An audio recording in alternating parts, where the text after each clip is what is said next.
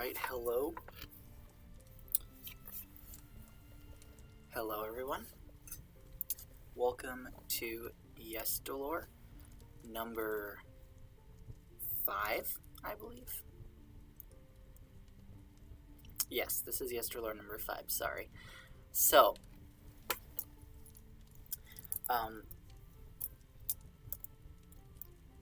while I get everything set up, I'm just going to give a quick update on scheduling. Now, if you were here for conlang with me yesterday, you will already know the change to the schedule that's going to be made. And that is that moving forward, there will only be one stream per week, and it will be during this time slot, 5:30 to 8 p.m. on Fridays, Pacific. And it will alternate moving forward between yesterlore and conlang with me. So the next yesterlore after this one will actually be March 11th. So that is a bit of time between now and then, but there are a few reasons why I needed to make this scheduling change. The first reason is just time. In terms of my schedule, it changed a bit, and so I have less time to stream in general. And the other reason for the change is I need more time between streams to prepare, because as we're getting into more in-depth topics with conlang with me and continuing to do more readings in yesterlore, it's taking more and more time to prepare the streams that I'm going to do in both series. So I'm giving myself more time in between each one, 2 weeks in between each installment. But there will be a stream every week. So each week we'll kind of go back and forth between doing yesterlore and doing conlang with me. So that's the plan moving forward. However, this week we had both conlang with me and yesterlore. There won't be any stream tomorrow. I've already sort of made that change, that there won't be a Saturday stream. And so moving forward, there won't be a Thursday stream either. It will just be Fridays, and it will alternate whether it's yesterlore or conlang with me. So that's that update. Now, let me explain what we're actually going to do tonight in yesterlore, because thus far, all of our yesterlore sessions have been Old English. We started with Anglo-Saxon riddles and looked at some of the riddles in the Exeter book, and we did that for 2 sessions. And then we looked at Yereva, the sort of administrative document that we were looking at before. And then last week we looked at some letters. We looked at a preface from King Alfred the Great, explaining why he was translating something from Latin into English. And we looked at the abbot, Alfrich,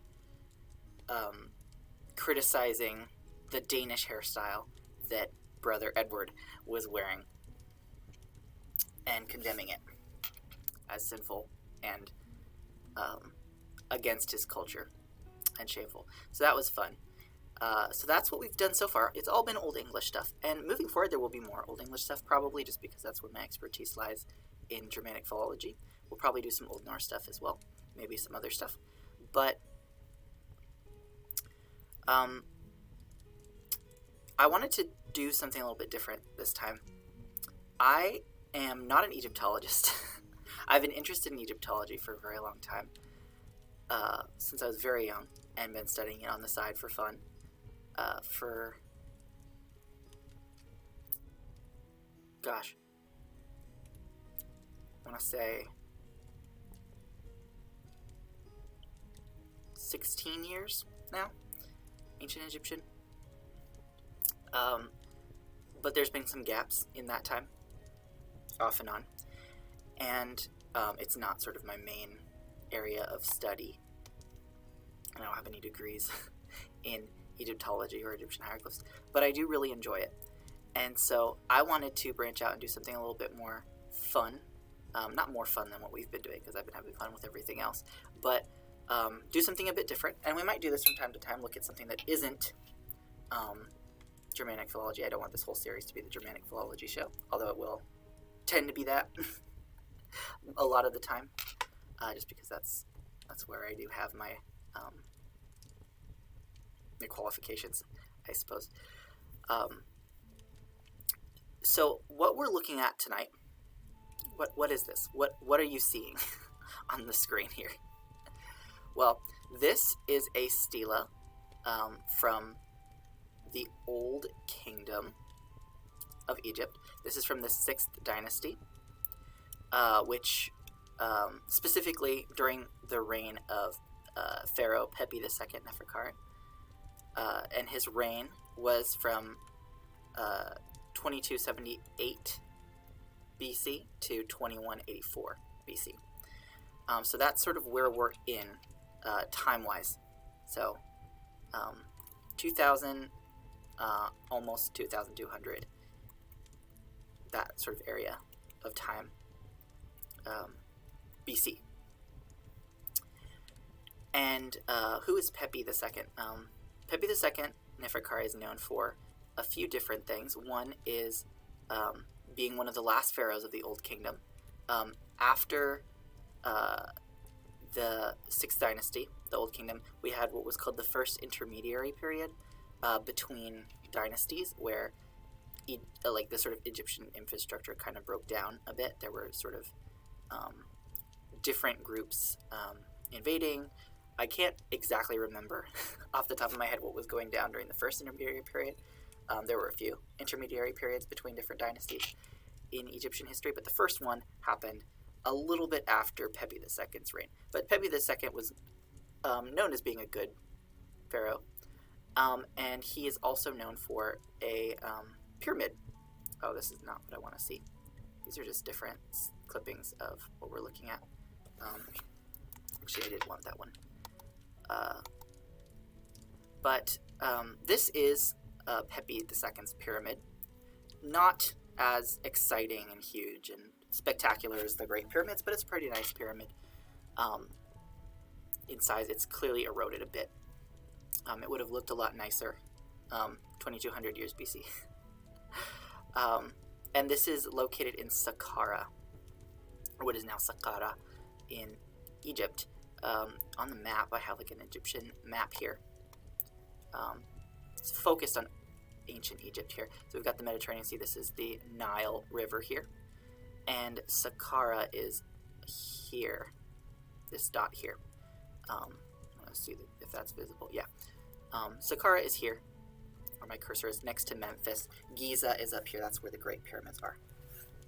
I guess I should say down here. Some things about the Egyptian map, because this is going to become relevant later. So most of our maps go like north at the top, south at the bottom. And Egyptian maps, ancient Egyptian maps, the few that we have, are the other way around. They have south at the top, north at the bottom. And those kind of correspond to the names of the areas of Egypt that they gave. There were, in the north, we have Lower Egypt. And in the south, in the south we have Upper Egypt. Down here. There we go. Going down from Nubia here. So, the reason for that, other than just their maps are that way, well, why are their maps that way? I mean, map direction is kind of arbitrary at the end of the day, but for the Egyptians it wasn't, because the Nile River begins in the mountains in the south, and it flows down from south to north. So you are going upriver the further south you go, and you're going downriver the further north you go, because it flows out into the Mediterranean in the Nile Delta here. So north is lower, south is upper, and that's going to become relevant later. So that's a sort of orientation of where we're at, but we're not looking at an artifact from Saqqara. What we're looking at is probably from Upper Egypt, and I'm going to explain why, and why I said probably. So what are we looking at? This is a stela of or sort of dedicated to, probably deceased by the time that this was put in place where it originally was, of a nomarch who we in sort of English pronunciation call ḥeḳaib or ḥeḳaib. And he was a nomarch. What is a nomarch? Well, Egypt, in most of its periods of time, I'm going to go back to the map here, was separated into sort of municipal districts called nomes, N-O-M-E in English, nome. And the nomes were basically just the districts that were ruled over. And they're separated on this map by these sort of, these arrows that are going across the Nile River here. So these are the divisions of the nomes. And the first nome down here goes from the first cataract in the Nile up to this sort of line here. And this is the second nome, this is the third nome, this is the fourth nome, and it just goes up the Nile, or down the Nile, I should say. So there are certain nomes of Lower Egypt, and there are certain nomes of Upper Egypt. And ḥeḳaib was the nomarch, basically like the governor, we could say, of the first nome. So it's this region down here, the furthest south you could get in Old Kingdom Egypt here. Now, we know later on there were more further places that were considered part of Egypt as you go south up the Nile River. But in the Old Kingdom, this was the sort of first nome here.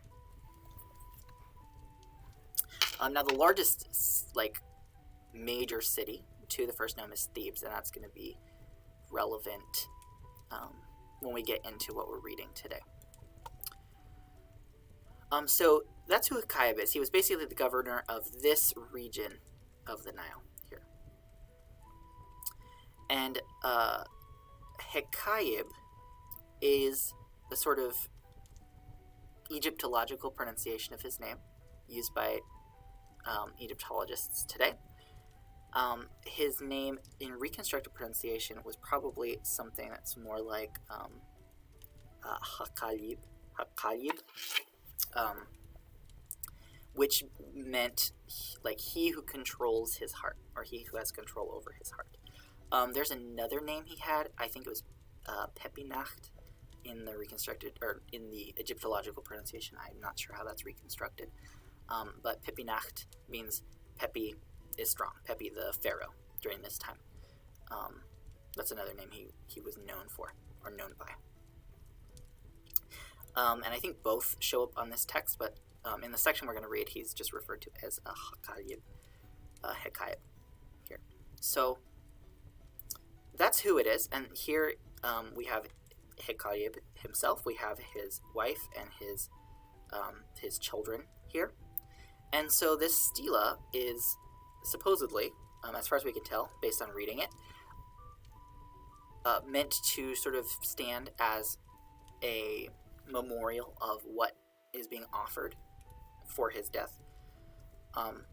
So we're going to see a little bit of that when we read it. Now, usually I like to explain like how I'm looking at this, where I found this piece, like I do with all my other yesterlores. I've talked about like where the thing is accessible. So this particular stela I found on it's the British Museum's website here, because unfortunately it is located in the British Museum and not in Egypt. And here on the British Museum website, you can see they have sort of different zoom levels, and then you could zoom in from there on different sections, or you could just zoom into the whole thing of the stela. And then they have some metadata about it. So they have, what is it? It's a stela. It has a museum number, which you can actually see in this image here. You can see that 1671. It's that big number, as it's called, EA 1671. It has a description.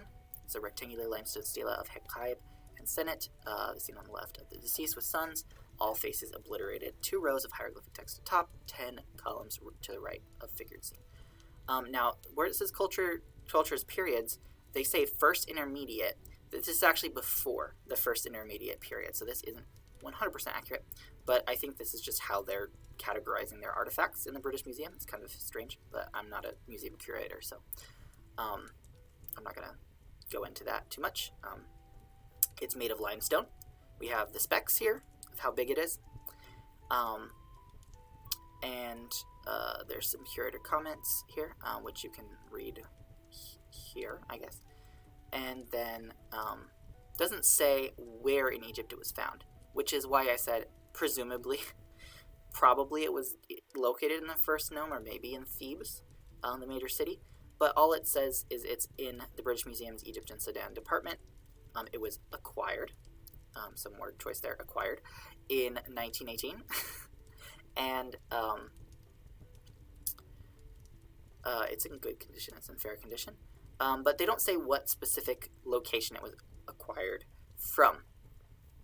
So I will be linking this British Museum URL so that you can look at it yourself. When the window is bigger, it usually doesn't separate these out into data and images. They're just kind of next to each other, but because I have a smaller window to fit it into the stream view, I have to click on data and images, but you don't have to do that if you have it full screen. So that is how I'm accessing this stela. Now what we're actually going to read is not this whole thing, because it's pretty big, it's pretty long, and my Egyptian is rusty, because I'm not an Egyptologist, as I was saying before. So this is just for fun, and what we're going to read is these top two horizontal lines here. And that should be plenty. Well, that should be plenty to read for tonight. Now, the reason I picked this text, there are a couple reasons. One is that it's Old Egyptian. It's from the Old Kingdom, 6th dynasty. So a lot more of the hieroglyphs are going to be representing sounds that were present in the language.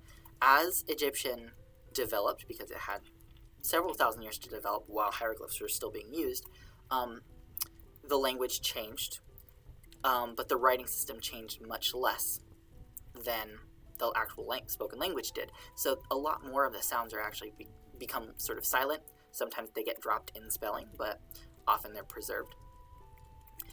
So the older the Egyptian is, the closer the sort of relationship between the hieroglyphs and the actual pronunciation. For much of this text that we're going to be reading, there actually is some reconstruction of what it probably sounded like. There are a couple places where I had to use my own knowledge and a research to fill in some gaps, and some of it is it just has to be guesswork because we can't reconstruct all of the Egyptian pronunciation because they did not write vowels. Usually they do not indicate vowels in any way, shape, or form in their writing system. And we've had to use comparison with sort of other writing systems that record Egyptian words or names, and the development of the sounds in Coptic, the still spoken form of Egyptian today, that does record vowels and has recorded vowels since the Coptic alphabet was developed. We can sort of use historical linguistics to reconstruct where those vowels that are written came from.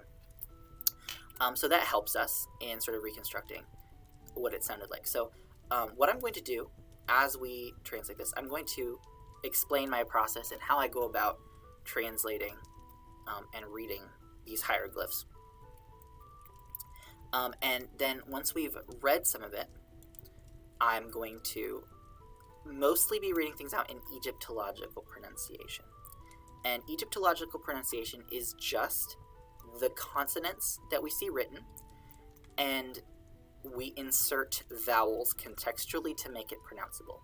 Egyptological pronunciation is not an actual representation of what it sounded like at all. It's not meant to be. It's meant to tell other Egyptologists what word it is, because we know words by their consonants for the most part.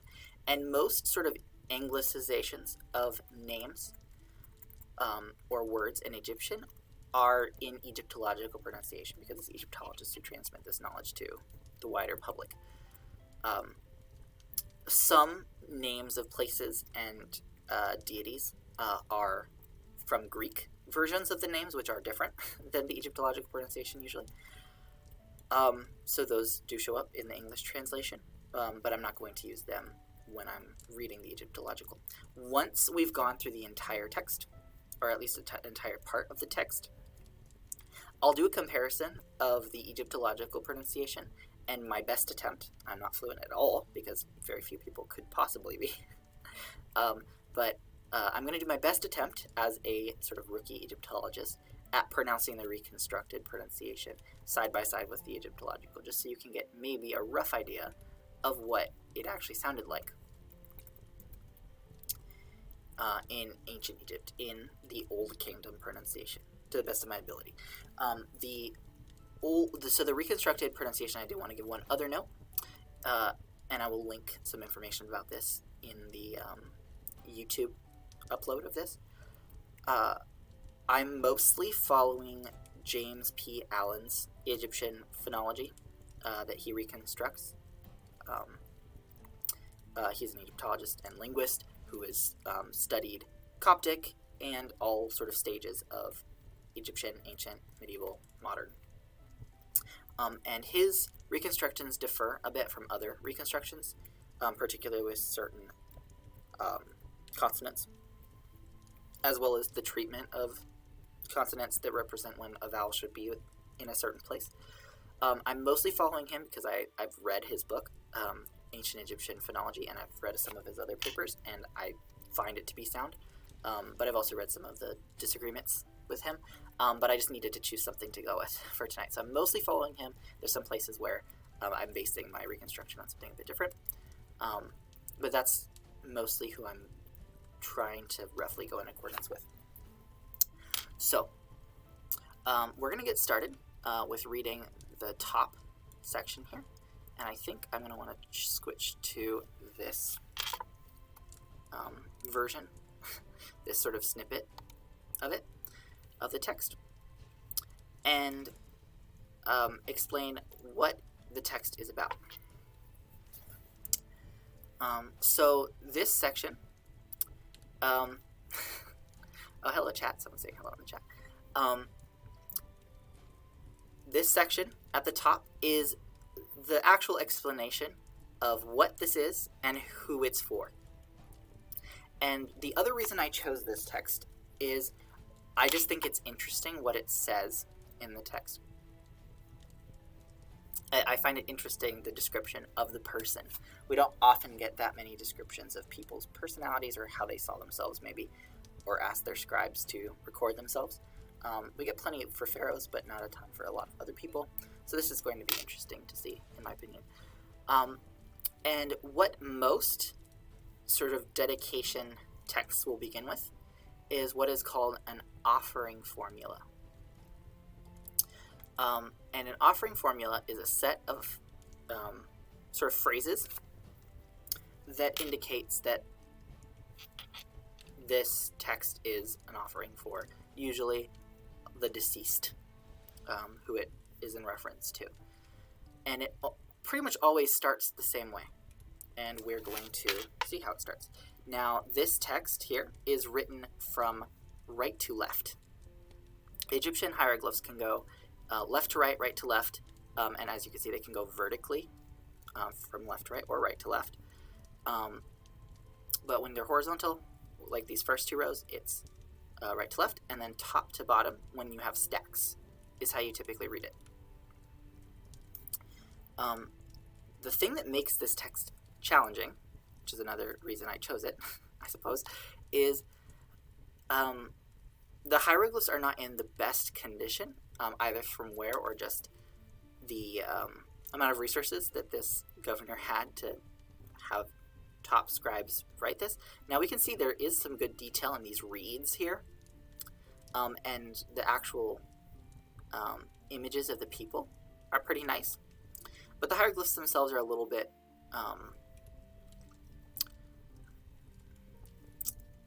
not sure what word to use. They're a little bit maybe rustic is the word to use. If we compare it to some other hieroglyphic inscriptions for pharaohs, we can see like there's a lot less detail in the hieroglyphs. which does make it a little bit difficult to determine what hieroglyph something is sometimes. There were some places where I needed to triple check what something was because it was a little bit confusing to me because of just sort of the condition of the hieroglyphs. So these first 3 hieroglyphs that we see here, I guess it's 4. I think that is, yeah, that is a loaf of bread hieroglyph. It's just sort of a semicircle. You see it over here too. Who obliterated the faces? I actually don't know. I don't know if anyone knows. If we do know, I just haven't seen it in my research. I tried to do a bunch of research on where this comes from. I had trouble finding where it was located. And like I said before, the British Museum metadata does not give us a lot of information about where this comes from or anything like that. So we don't know who obliterated the faces. Often, obliterated faces implies that there was some kind of reason why they didn't want the memory of this person. Yes, the British Museum is the one that houses this stela. They don't even say where in Egypt this actually comes from. They just say they acquired it. It was an acquisition in 1918. But I don't know, and I couldn't find any information as to what, because I did look into it. Was ḥeḳaib someone who was later disliked for some reason, or is it just a polytheistic monument that was defaced because of a later religious reason that they didn't want this kind of thing to be present, or it's just bad graffiti. Like, they didn't do anything artistic, they just chipped it off. Yeah, interesting phrasing on the British Museum's part. So these first 4 hieroglyphs are basically variations of them, at least, are how every offering formula begins. And it's here that we already see some of the first examples of how ancient Egyptian hieroglyphs can be difficult to read, even if you do know what all the hieroglyphs represent and mean. This first character here, it's supposed to be, I think, a sedge.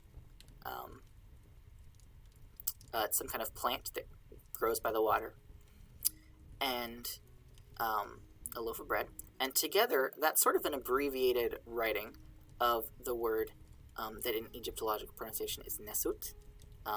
In reconstructed, it's nisiwat. And it means king. This is really just SWT. This sort of first symbol is the consonants SW, and then this is a T. The little semicircle is a T here. So it's just SWT, but it's short for NSWT, which means king. Then we see this symbol here, and I don't remember off the top of my head. I think it's supposed to be a table with some kind of offering on top, like a cake or something. And it just means offering. It's ḥeḳaib in reconstructed. It's just ḥeḳaib in Egyptological.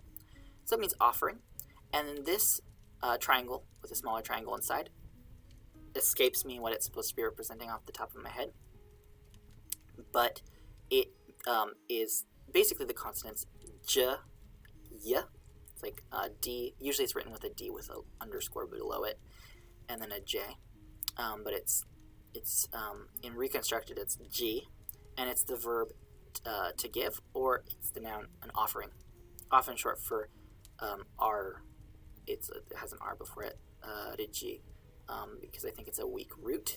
You need R before it when you actually conjugate it a lot of the time, but it's usually not written here in the offering formula. So it's just this sort of set here. So if we go in order of the hieroglyphs, it's Nesut, ḥeḳaib, G, but the way it's actually supposed to be read is ḥeḳaib, G, nisiwat. Anything that refers to a king, oftentimes a king, or a deity, is frequently moved to the front of the phrase, regardless of the grammar, because it's important. A king, a pharaoh, a deity, they're important, so they go at the beginning, even if it messes up the grammar. And we've seen from just sort of comparing different texts and the ways that they're read in different periods that the order should be ḥeḳaib ji nisiwat, but it's written nisiwat ḥeḳaib ji just because nisiwat means king and king comes first. So that's just a thing with ancient Egyptian hieroglyphs. Oftentimes things will come out of order and you have to put them back in order when you're reading it. Then we have this, which is a jackal here, on top of some kind of pedestal. Now, when I first was reading this, the jackal on the pedestal, depending on how the pedestal looks, it could represent the deity that is usually called in Egyptological pronunciation Wipwawet. That is usually the deity that this jackal on a pedestal represents. The jackal in general, just by itself, represents Anubis, typically. Oh, you can't see the cursor. Can you see it now?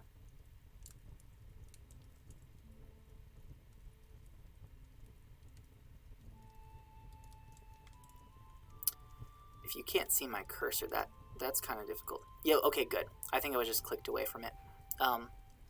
Thank you, chat. So, good. So the jackal here, jackals by themselves usually represent Anubis, but jackals on a pedestal can represent Wipwawet. It kind of depends on the shape of the pedestal, and because of the condition of these hieroglyphs, it's really hard to tell the shape and distinguish it.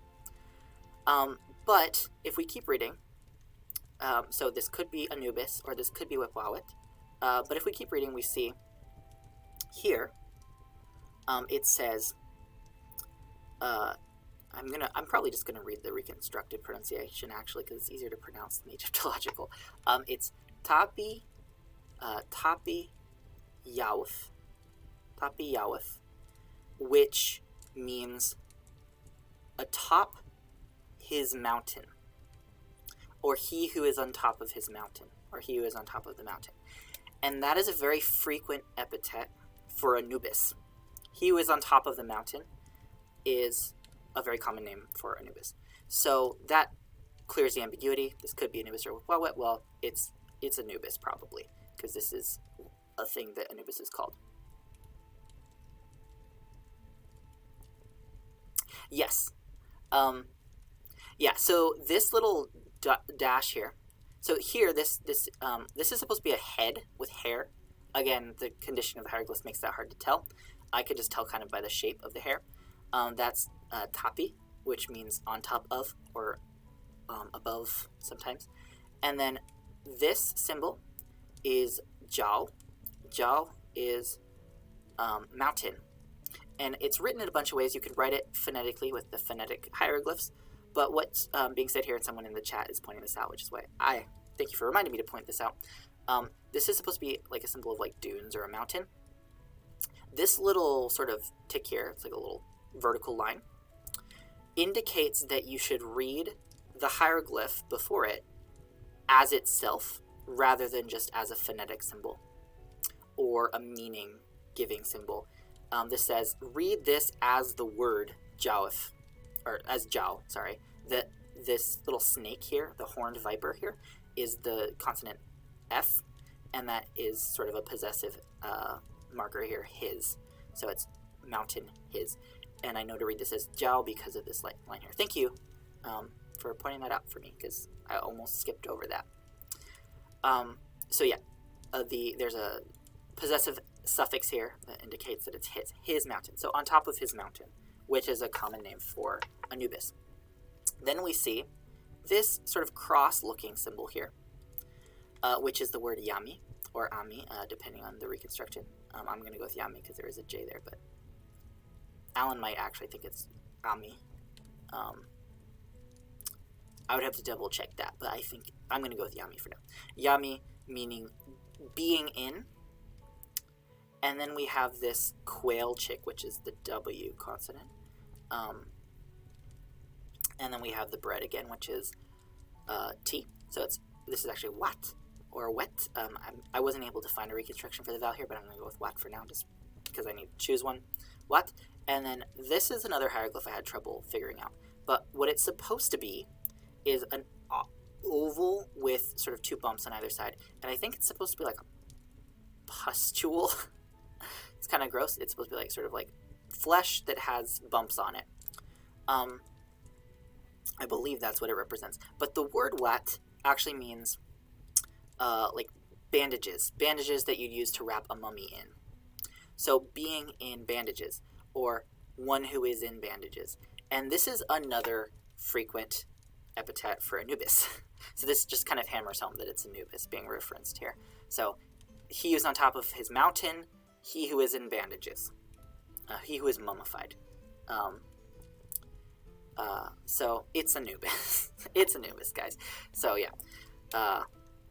So thus far we have an offering given by the king.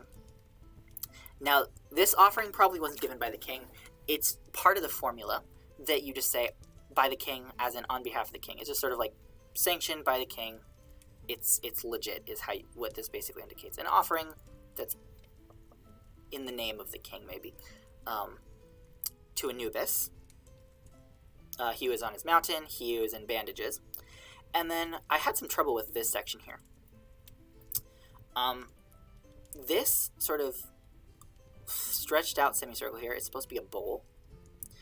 And as a phonetic symbol, it's NB, the two consonants NB. And this symbol here is what gave me trouble. It looks like a horizontal line with two dots below it, which is one way to write the word taloi, or tawi, in reconstructed pronunciation, or Egyptological pronunciation. Reconstructed it, Alan would call it taloi. But that means two lands, taloi. And so that makes me want to read this as Nibu, which means Lord of two lands, which is a common way to refer to the pharaoh. If I'm not mistaken, I think that is a common way to refer to the pharaoh, Lord of two lands. And then this symbol here is an arm with a stick, and it usually indicates strength when it's used sort of as a meaning-giving symbol and not a word by itself. But I don't know any word that has these symbols, that has this as a meaning symbol, a determinative. So I'm going to read this as its own word, which is nahat. Nahat means strong. So like the strong lord of two lands. I'm not sure why the pharaoh is being referenced again. This is not super common in an offering formula that's not for the pharaoh, but I'm just going to roll with it. Maybe it's calling Anubis a pharaoh. I'm not sure about this part here. I'm kind of uncertain here. And then we get something that I am more familiar with seeing in offering formula, which is this house here. This sort of bracket-looking thing. It's supposed to represent like a floor plan to a house.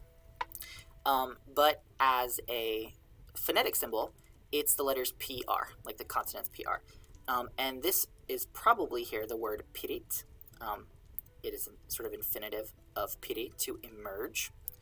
And then here, it's sort of it's hard to tell, again, because of the quality of the hieroglyphs, but what I'm reading it as, because I know I'm familiar with this in an offering formula, this symbol here, it's sort of almost like a teardrop shape. I'm not sure what it's supposed to be representing, but the symbol is the consonants like cha, ra, wa, and reconstructed it's harao. So pirit harao literally means emergence of voice. Harao means voice.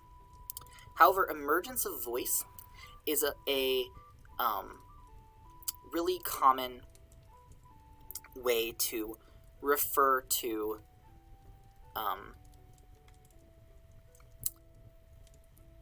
a funerary offering. It doesn't really make literal sense, emergence of voice. Why would that mean funeral offering? But another way we could tell it means funerary offering and not just literal emergence of voice is we see two hieroglyphs on either side underneath this, sort of bracketing this symbol. Hello, chat. So this literally means emergence of voice here. It's the pirit harau.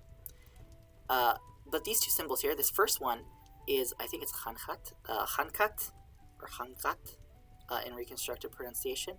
It is representing beer. It's supposed to be sort of like a vessel for beer. And then this is, I think it's tat, and it's supposed to be a cake. So it's beer and cake, or some kind of like bread food offering, which we know were sort of staple offerings for the deceased. So together, this sort of idiom, emergence of voice, means funerary offering. So thus far, what we have is, we have to read this a little bit out of order. Hatip ji nisiwat, Yanapo, which is Anubis, Tapi Yawaf, Yamiwat, and I'm guessing this is Nibu Talwe. So, and then we have Pirit Harau. So, an offering given in the name of the king, or sort of through or sanctioned by the king, to Anubis, Yanapo, he who is on top of his mountain, he who is in bandages, strong lord of two lands. And then we have the funerary offering, and then we have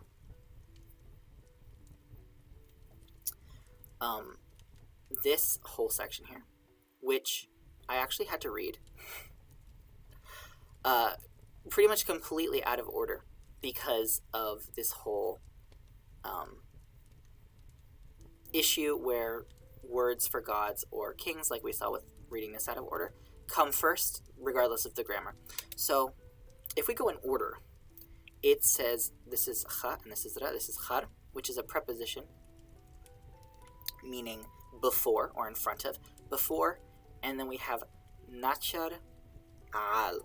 Nachar al is the great god. God, nachar is God, and then al is great. So it before the great god. Yeah, when you're so important, you break the grammar. Yeah, so if you're a god or a pharaoh, your name or words referring to you come first, even though the grammar says they shouldn't. So if we're going in order, it's like before the great god, and then we see this nib here again, and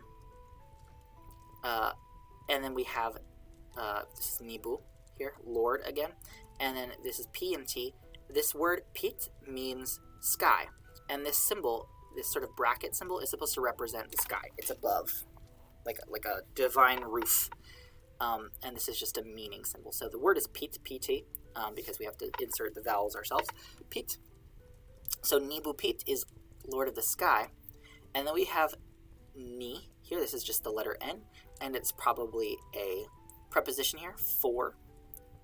And then we have this symbol here, which is usually represents y, but it can also indicate that just a word begins with a vowel that we don't have. I think this would be ma. This is ma. Mal. Yeah. Mal. How. So this symbol here, it's like ribs. You see sort of like a bone, and then bones coming off of it. That's ribs. And then we see the circle symbol is ha, and this is the quail wa. This symbol with the ribs phonetically is also wa, those two consonants, and it's just being reinforced by actually writing them out. So this is Yamalhau, which means revered, someone who is revered. Now, the reason I have to read this all out of order is because I am familiar with this part of the offering formula, but it goes in a completely different order. So we start with Har, Nacharal, Nibu Pit, Ni Yamalhau. But we actually have to probably read it Ni, and then Yamalhau, Har, Nacharal, Nibu Pit.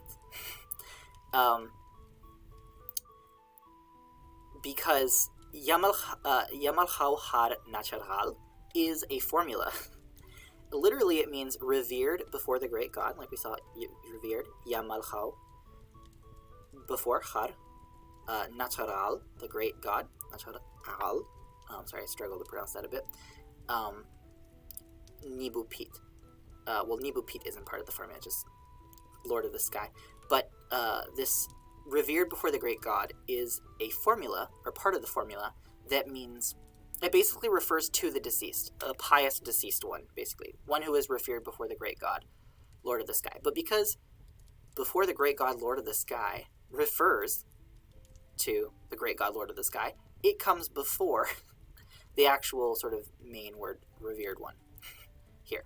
So I had to read that all out of order. And even the preposition here came after, but here came before. Now, I could be mistaken, and maybe it was intended to be read in this order. The meaning wouldn't change that much. I think it would just kind of change the bracketing of it. But I've never seen it put in this order before. It might just be an old Egyptian thing that I'm not as familiar with. But I'm reordering it just because that's a formula I'm familiar with, and so I'm going to be safe and go with that. So that's another sort of formulaic part of the formula, is just the revered one before the great god, the pious deceased person. So it's for them, this preposition N, which is just kind of river ripples. It's the letter N, pronounced me probably. It just means for. So an emergency voice, a funerary offering for the deceased. And then we have this. Is this an old Egyptian thing that I'm too new Egyptian to understand? Well, yeah, it's just a lot of the stuff I have read is from the Middle and New Kingdom.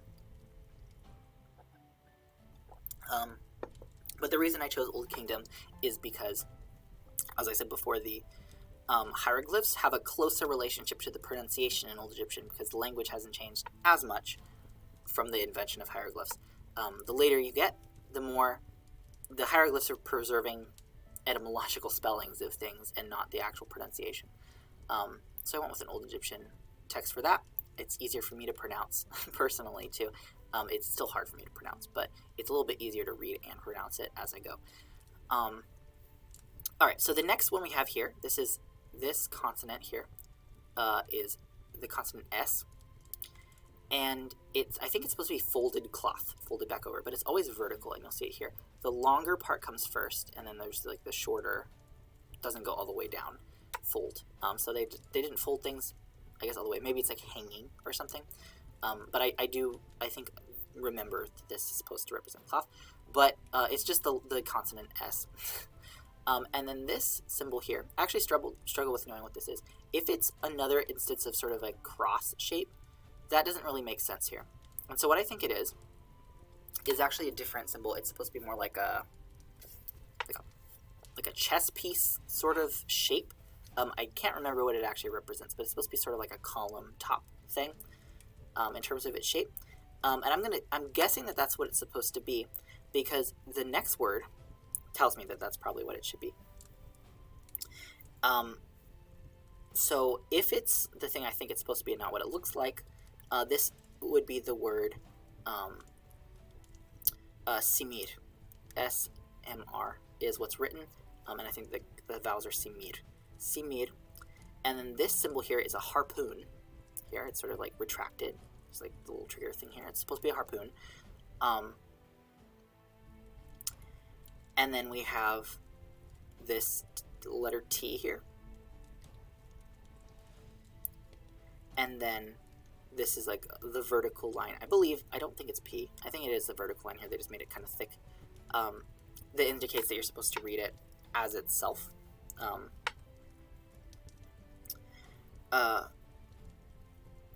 And the reason I think it is this whole thing is because simir, this would be wati.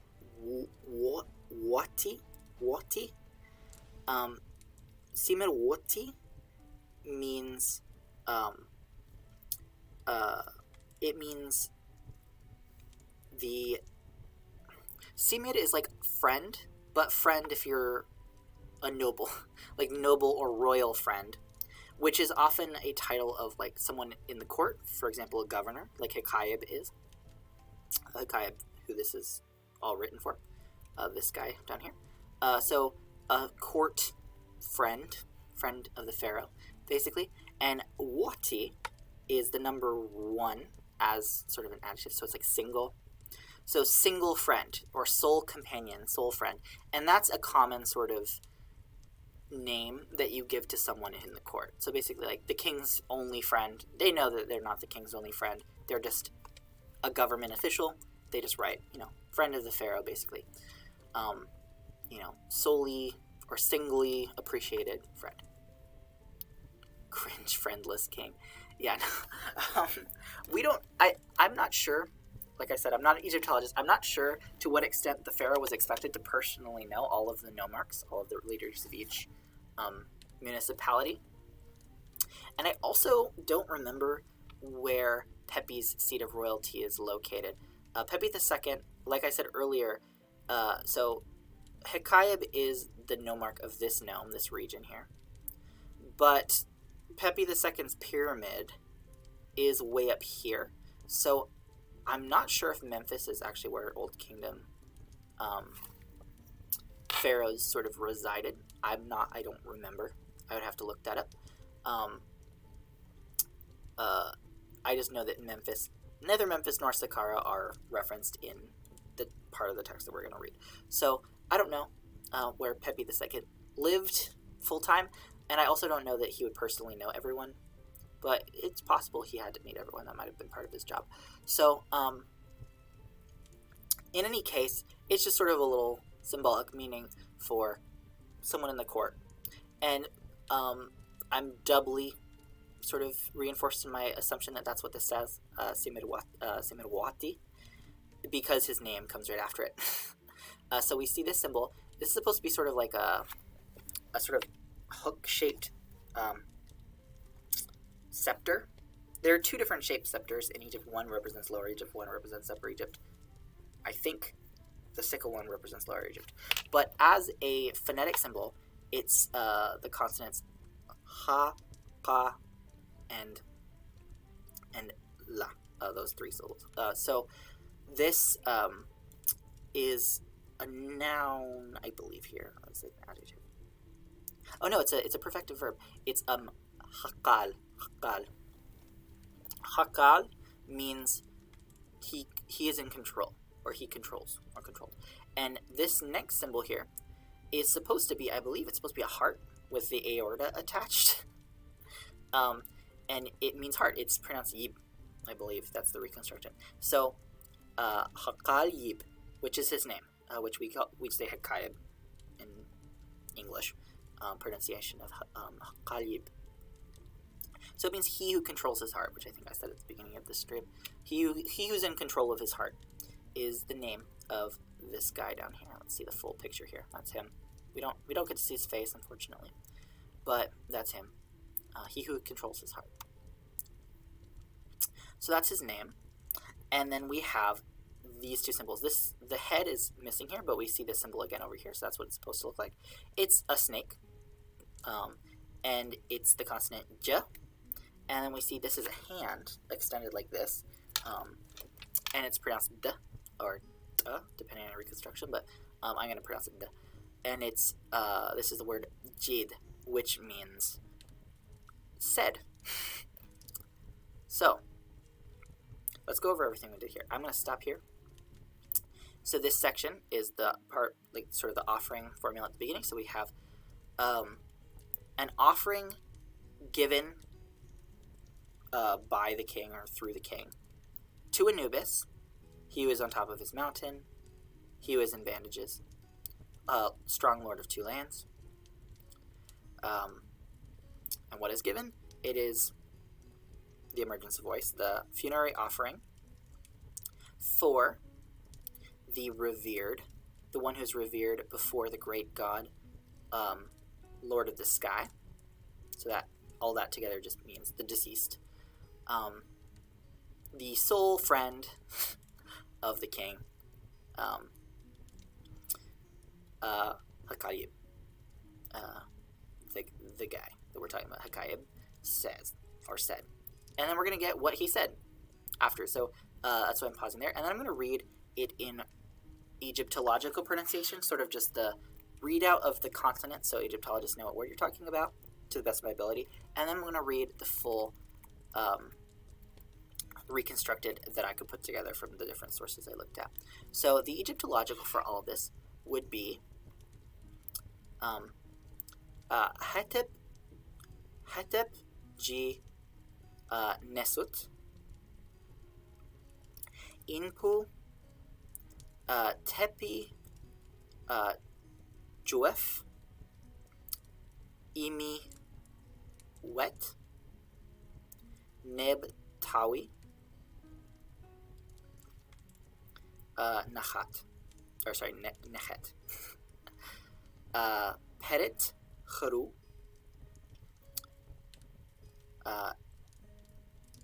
en I think this would be in imahu char necher a neb pet semer wati ḥeḳaib jed. So that's the Egyptological pronunciation to the best of my ability. It was actually kind of hard to stop myself from doing reconstructed because that's how I kind of think of these words. So I'm going to read it in reconstructed now, what it might have sounded like in 2200 BC. So it's Hatip, let me make sure the cursor is visible. Hatip ji nisiwat yanapo tapi jawef yami wat nibu talwe nachat pirit harao ni amalchao char nachargal nibu pit simir wati ḥeḳaib jid. Alright, so now let's see what he did. What did he say? What did he say? And I'm interested in this because we get to see what did this guy say. So what we see first here is a little, I think this is supposed to be like a little pot, like a little bowl with a rim here. And then we see a basket with a handle. So this bowl with the rim is in Egyptological pronunciation, which would be in, and then this basket with the handle would be k, that would be k. In reconstructed, this is anak, or yanak, depending on his reconstructed, I think it's anak. Anak means I, myself. So what did he say? He said I, and then we see this next word, we have najasa, najasa. So this is the word najas. And then we have this bird here. And this bird plus this is supposed to be a seated person. These are just sort of meaning-giving symbols. This, I think, means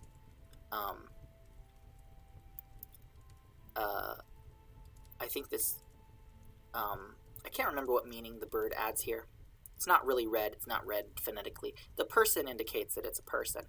This word najas means individual. So I, an individual.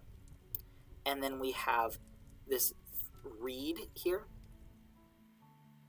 It's a reed leaf, which is y, or it indicates that a word begins with a vowel. And then we have the side of a hill. It's supposed to be vertical, and then it kind of slopes here. It's like a slope of a dune or a hill or something. And that's the consonant q. And then this is supposed to be, it's really hard to see, but it's supposed to be a sort of mouth symbol. Like it's the letter r. So this word together is actually yakir or yagir, depending on the reconstructed. I think it's yakir. And that means excellent. So a thing about ancient Egyptian is you don't need a word for to be. It's what's called null copula. There's no required way to say am or is or was. So the way we can read this is that ḥeḳaib said, I was an individual, and then Yakir means excellent. So I was an excellent individual. I was great, is what he's saying. I was great. And then what we see next is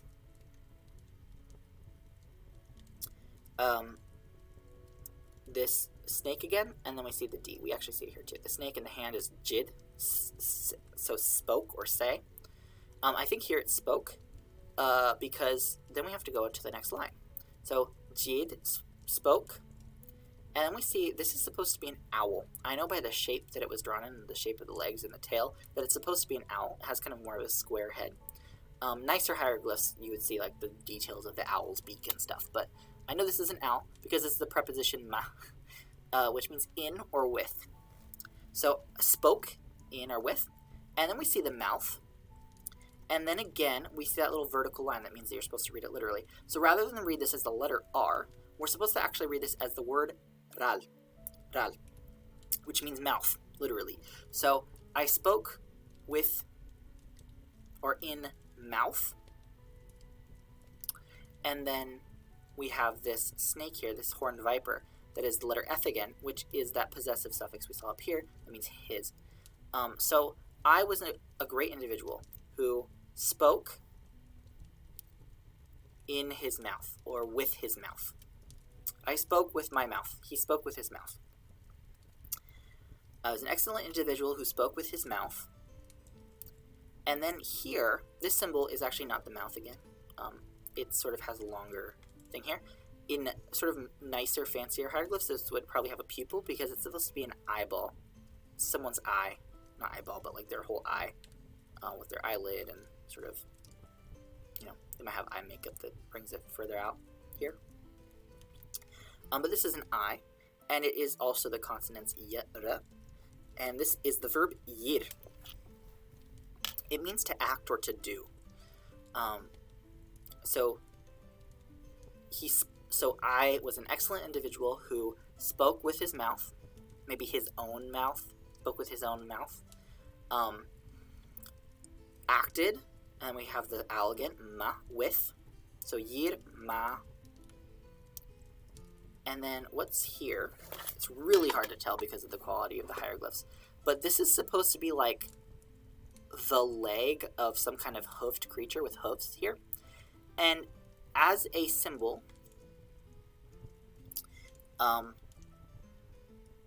it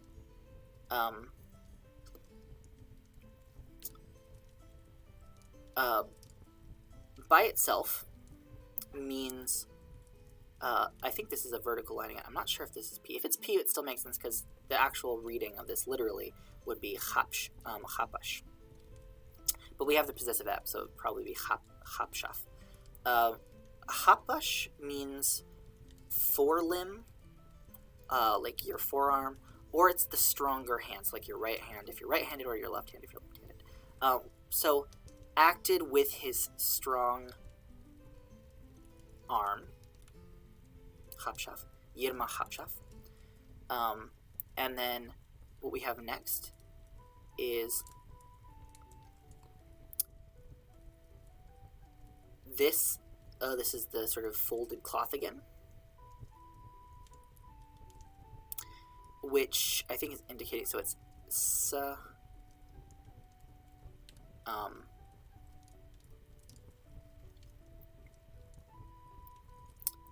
this is interesting. I feel like there should be another S somewhere. It says chsaf here. I think this word is sachsaf, which is his, what is it called?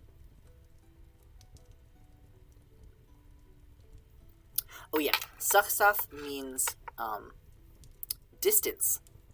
Sachsaf is distance. That's what this sort of vertical, slippery looking thing is supposed to be too. Distance, sachsaf. And then what we have here is a little circle with like lines on it that are supposed to be different directions. This, and then we have a T, because T is part of the pronunciation of the word. It's a feminine noun. And then we have this vertical bar saying that it's this symbol literally. So this is the word nuot, which means city or town, Nuot. And then we have the F again, his, so it's Nuotaf.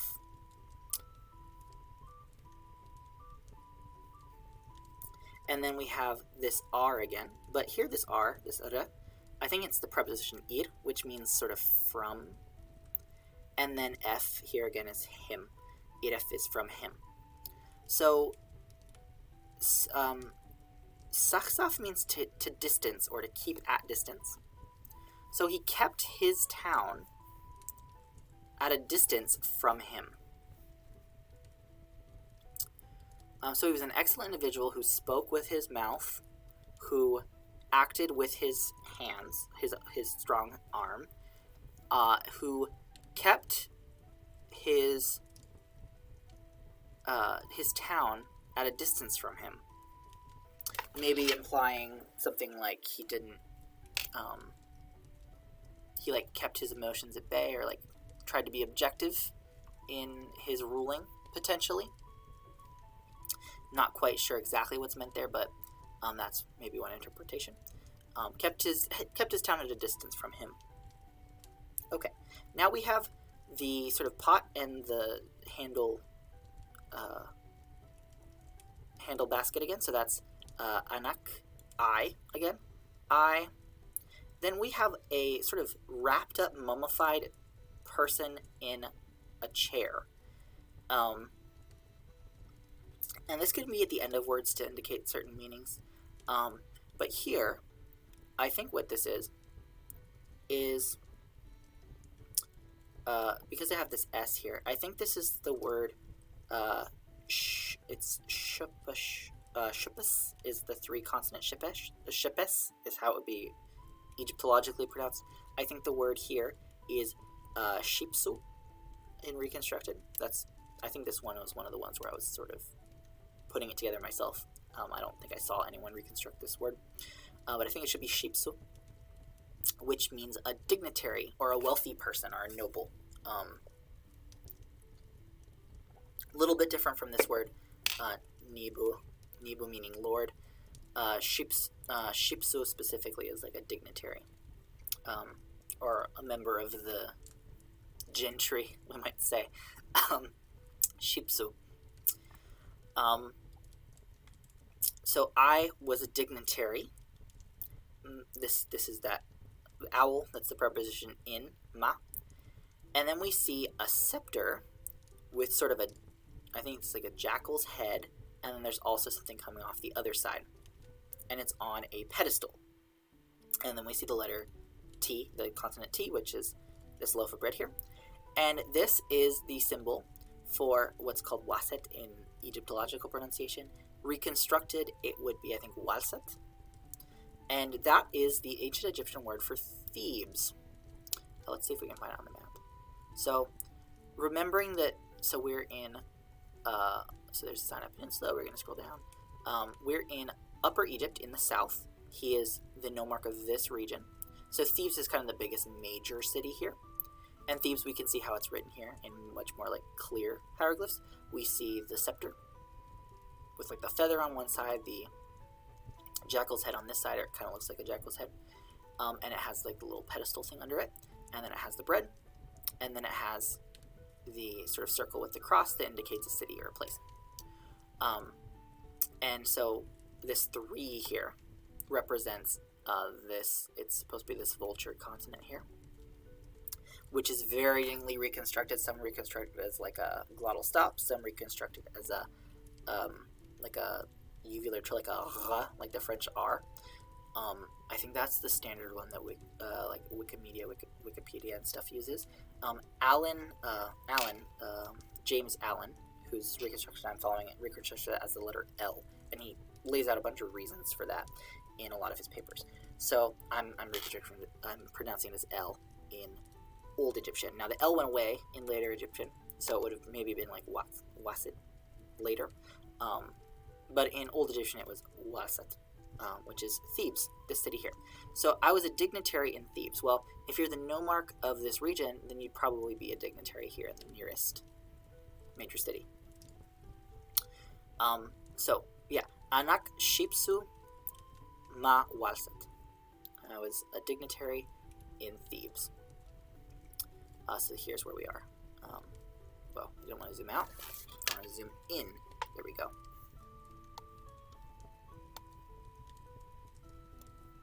I was a dignitary in Thebes. There we go. And then we have this sort of pillar here. And then we have this symbol here that we saw up here that meant al. It means great.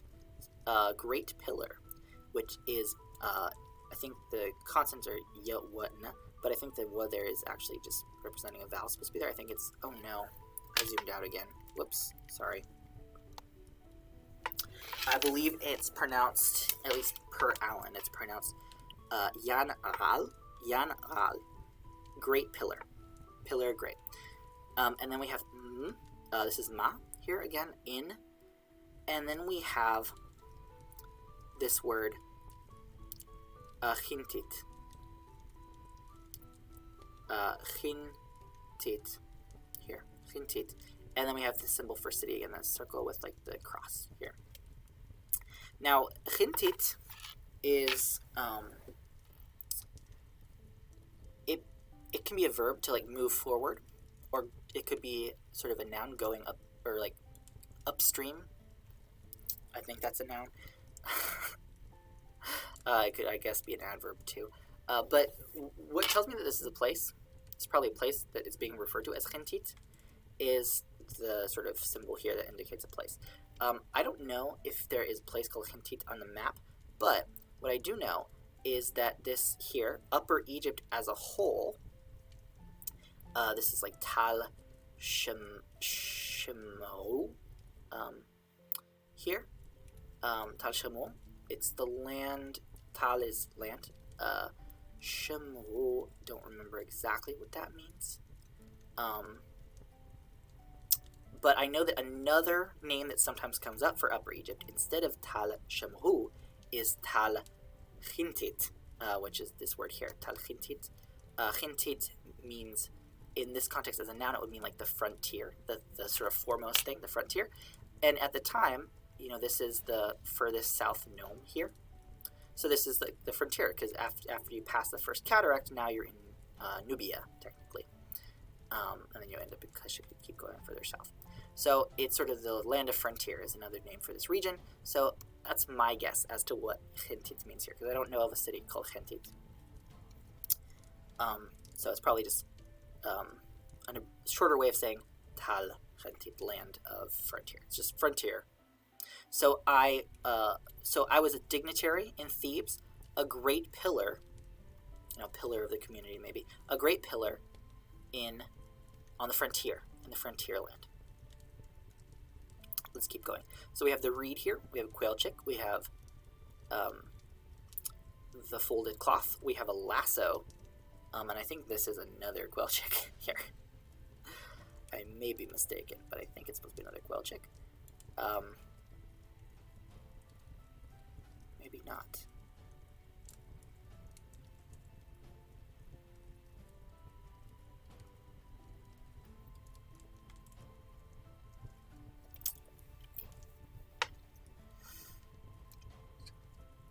Oh no, it is, I think. Actually not sure how to read this. Let's keep going. So we have, this is ya, wa, is what two consonants those are. But this is actually the particle u. The J just says that it's like there's a vowel here, and the quail says that that's u. Oftentimes the quail is dropped when you have like something attached to this particle. So it could be like un, uf, us, ut, depending on what pronoun goes here. But this particle doesn't really have a translation, but it comes before verbs in, I think it's usually the perfect, or maybe it's, actually I can't remember what it has to be in. I think it's perfective that usually comes after, perfective aspect. U indicates that the thing being said after it, and it only really appears in Old and Early Middle Egyptian, to my knowledge. It's basically an auxiliary that indicates that the verb that comes after it is realis. So it is true. It sort of emphasizes the truth of what is said after. At least I think that's how Alan describes it. Is like, the thing that's said after this is true.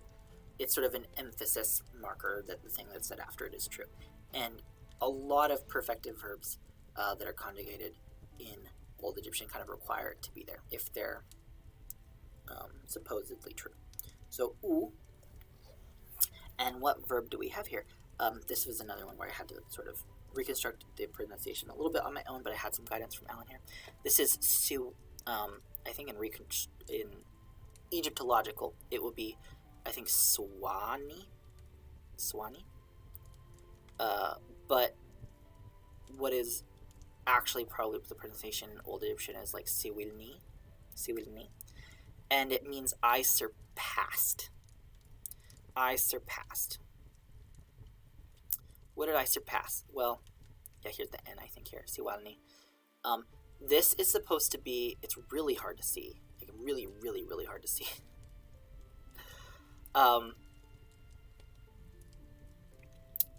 It's supposed to be like a cylinder with two things above it and like a little pedestal below it, I think. And then there's supposed to be two walking feet here. Like feet walking. It's really, really hard to read, and I struggled to figure out what this was. I did manage to find sort of a version of part of this text that is written out, just sort of spelled out, kind of like these hieroglyphs are here, like in text rather than a picture, and that's what it was here. So I felt good that that's what I thought it was. And it is, siwalni means, siwilni, sorry, means I surpassed. That sort of like walking symbol means you pass it, right? And then the N there makes it perfect, and there should probably be a read here indicating that it's the first person I surpassed, but it's often able to be implied in older texts. And then we have this symbol here. I can't remember what this is. It's something on a pendant with like lines through it or something like that. But the sound it's supposed to make is mi. It's m, yeah, mi. Mi, and then we have T. Miti. Miti. Nib. Here. So this isn't actually Nibu, Lord. This is actually Nib, the word meaning all or each. And then we have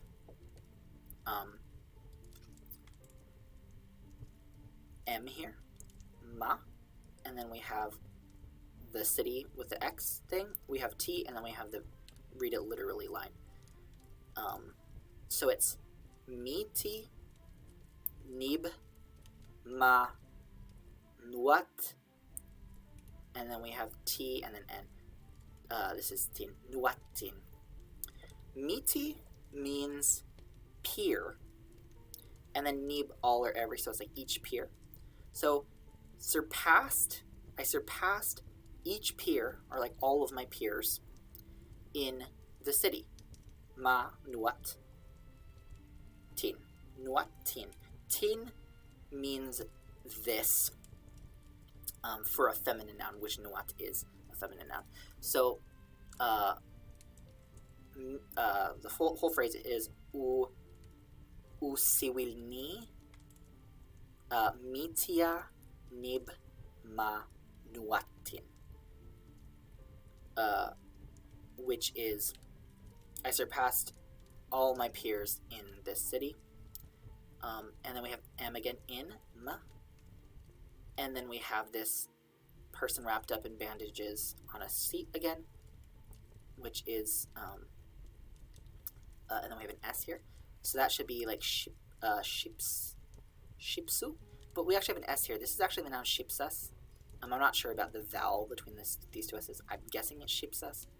Shipsas would mean dignity as a noun rather than dignitary, like a wealthy person. But dignity or wealth. And what also tells me that is that this is supposed to be a scroll that's wrapped up.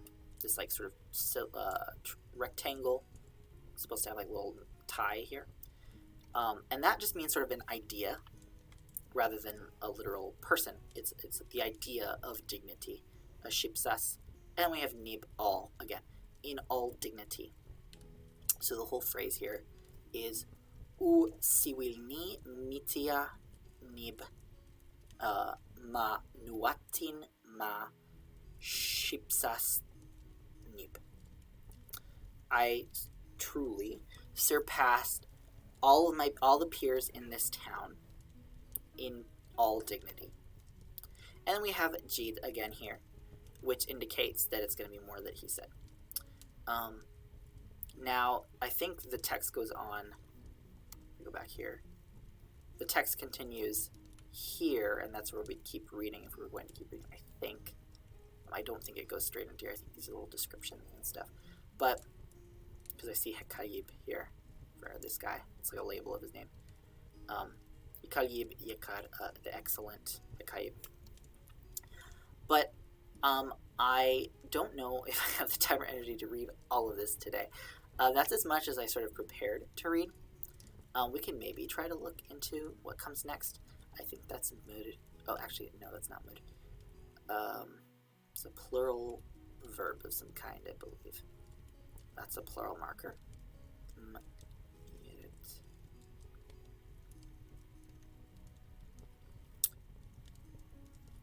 Yeah, it gets difficult after this, especially with this also being kind of rough in terms of the condition too. But that's as much as I actually had prepared today. As you can see, we're kind of an hour early. So I wanted to let people in the chat have a chance to ask any questions they might have or any comments they have. Like I said before, I'm changing my schedule just to give myself more time between sessions so that I can have longer and more in-depth sessions. But are there any questions in the chat? Any questions people have? I cannot necessarily answer all of them. I might not know the answer because I'm not an Egyptologist. But are there any questions people have?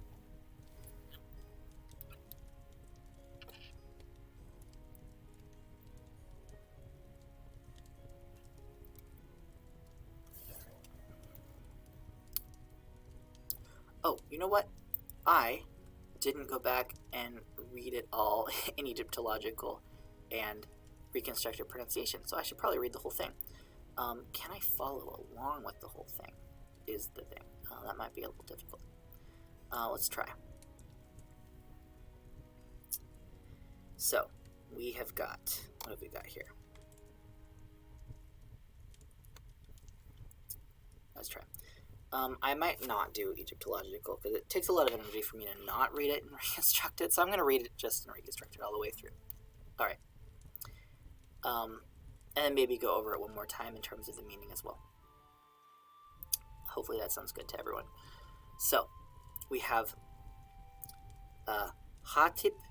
Actually, I think I'll start with the translation and then I'll go into the ancient Egyptian pronunciation. So, it's an offering given on behalf of the pharaoh to Anubis. He was on top of his mountain. He was in bandages. Strong lord of two lands. A funerary offering for the deceased, the revered one before the great god, Lord of the sky.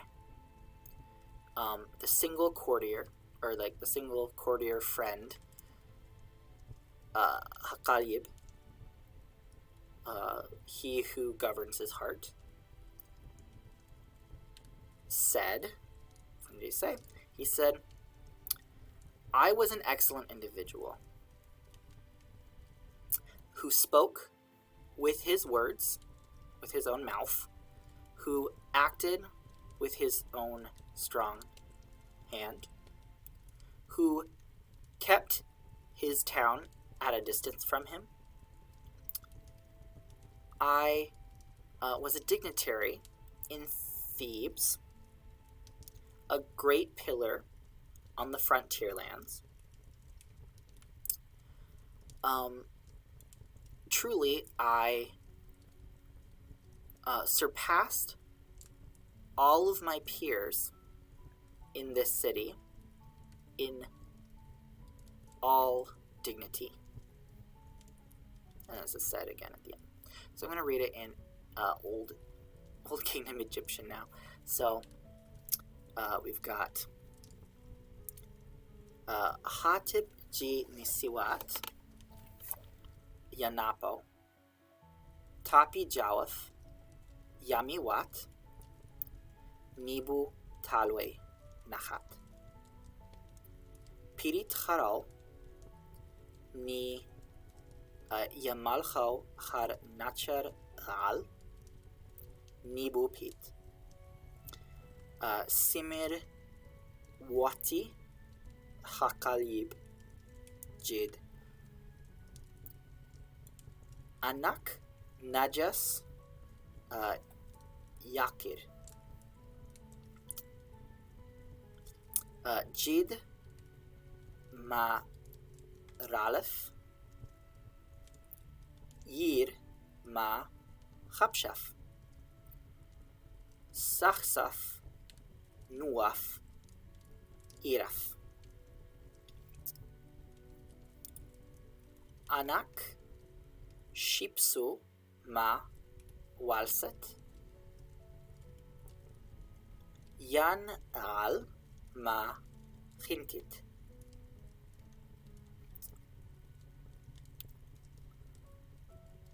U Siwilni Mitya Nib Ma Nuatin Ma Shipsas Nib. And we have Jid again.